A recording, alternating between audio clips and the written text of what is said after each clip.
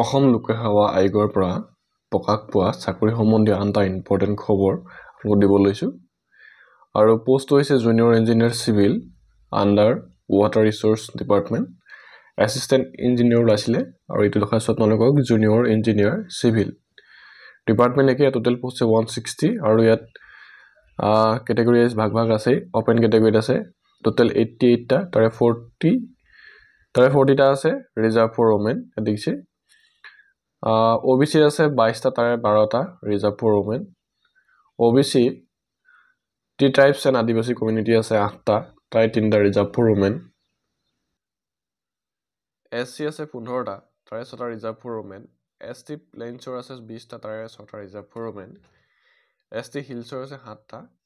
Total post আছে 160 তাৰে 67 টা হৈছে ৰিজাৰ্ভ ফৰ ওমেন PWBD আছে 14 টা আৰু এক্স সাৰ্ভিসমেনৰ ক্ষেত্ৰটো আছে 7 টা দেখিছে তেওঁলোকৰ স্কেলটো দেখা আছে 14000 পৰা 70000 তেওঁলোকৰ গেট পে 8700 পেমেন্ট টু ইয়াত দেখা আছে এলিজিবিলিটি ক্ৰাইটেৰিয়া দিছে তেওঁলোক ভাৰতৰ নাগৰিক হোৱাৰ লগতে অসমৰ তেওঁলোক স্থায়ী বাসিন্দা হ'ব লাগিব আৰু দিছে as a domicile proof of candidate he must upload a copy of valid permanent resident certificate issue in Assam for educational purpose. Employment exchange registration certificate will be treated as a proof of residency. Education qualification ki thakibo lagibo first dise tenukor candidate must have 3-year diploma in civil engineering construction technology civil and planning from any technical institute recognized by AICTE. Number 2 dise diploma course in civil engineering public construction technology must be a regular full-time course. Diploma in civil engineering public construction technology obtained through distance mode of education by whatever name call will not be accepted. আপোনালোকৰ regular mode আপোনালোকে pass কৰা হ'ব লাগিব পঢ়া হ'ব লাগিব distance mode যে হলে কৰিছে এইখিনি তেওঁলোকৰ নহব ইয়া দিছে আৰু দিছে upload relevant all semester year mark sheet reflecting the subject and the final pass certificate. Age of ক্ষেত্ৰত আছে 18 to 40 years আৰু SC ST ক্ষেত্ৰত 5 বছৰ ৰেহাই OBC ক্ষেত্ৰত 3 বছৰ ৰেহাই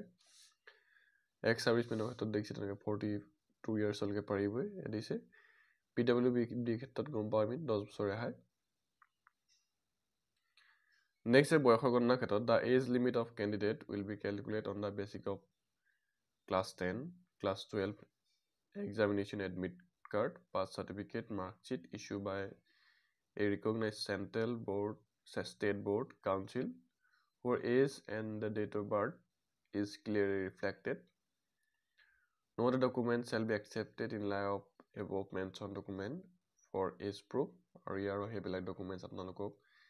বয়সৰ গণনাৰ ক্ষেত্ৰত গ্ৰহণ নকৰে দিছে PWBD ক্ষেত্ৰত তেওঁলোকৰ যিখিনি ডকুমেন্টস সাৰ্টিফিকেট আছে কিন্তু তেওঁলোকৰ লাগিবই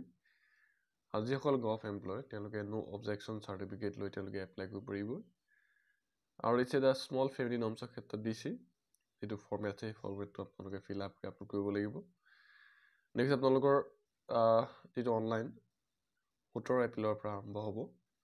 আৰু ক্লোজিং ডেট দিছে 16 মে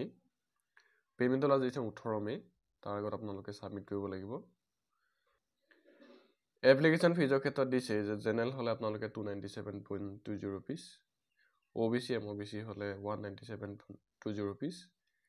SC ST BPL PWBD হলে 47.20 rupees আৰু এই যেটো ফিজ আছে হে ফিজটো আপোনালোকে এবাৰ পেমেন্ট কৰাৰ পাছত পুনৰ আপোনালোকে ৰিফান্ড নাপায় দিছে আৰু অনলাইন মোডতে আপোনালোকে পেমেন্ট কৰিব লাগিব নেক্সট আপোনালোকে এপ্লাই কৰাৰ ক্ষেত্ৰত আছে যে যিসকল অলৰেডি OTR অৰ্থাৎ ওৱান টাইম ৰেজিষ্ট্ৰেচন কৰি থৈছে তেওঁলোকে পুনৰ এপ্লাই কৰিব তেওঁলোকে পুনৰ ৰেজিষ্ট্ৰেচন কৰিব নালাগে তেওঁলোকে ডাইৰেক্ট তেওঁলোকৰ একাউণ্টটো খুলি এপ্লাই কৰিব পাৰিব আৰু যিসকলৰ যোগ্যতা আছে এই ক্ষেত্ৰত আপোনালোকে অতি সোনকালে এপ্লাই কৰক আৰু যদি ভিডিঅ ভাল লাগিছে এটা লাইক এটা সাবস্ক্ৰাইব এটা ফলো কৰিব নাপাহৰিব আৰু আপোনাৰ যি বন্ধু বান্ধৱী আছে তেওঁলোকৰ ভিডিঅটো শ্বেয়াৰ কৰি দিব ধন্যবাদ